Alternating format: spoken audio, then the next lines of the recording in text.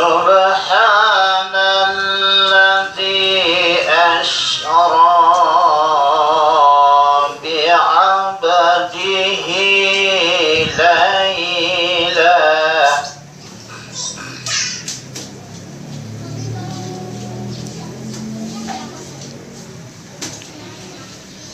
سبحان الذي أسرى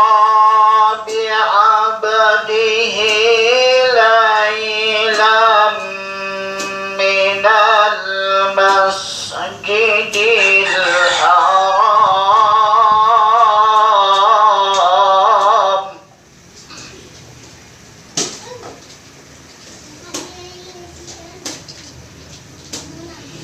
ليلا من المسجد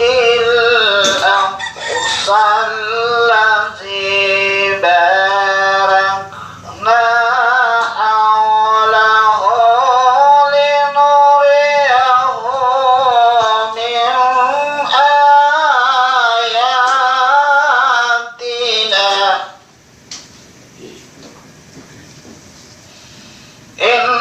إنه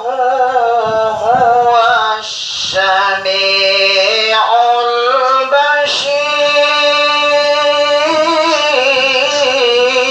البصير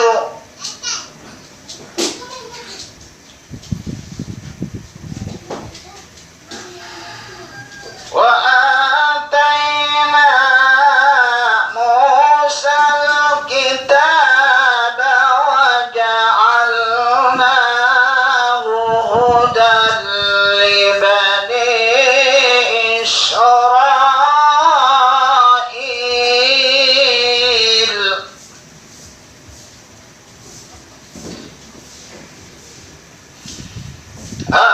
ألا تتخذوا من دوني وكيلا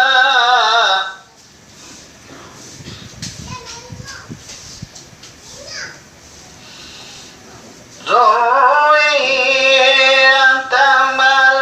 حملنا مع نوح إنه كان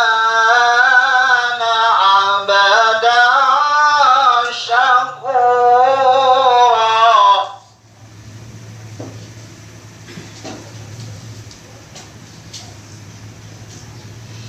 وقضينا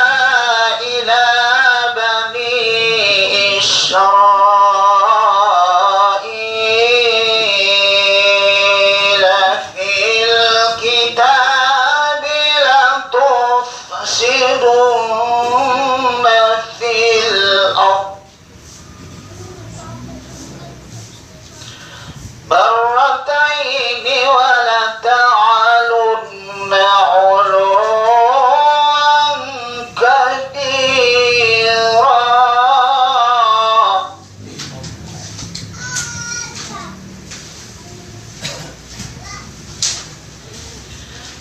فإذا جاء وعد أولاهما بعثنا عليكم عبادا لنا أولي بأس شديد فداسوا خلال الديار وكان وعدا مفعولا ثم رددنا لكم الكرة عليهم وأمددناكم بأموال وبنينا وجعلناكم أكثر نفيرا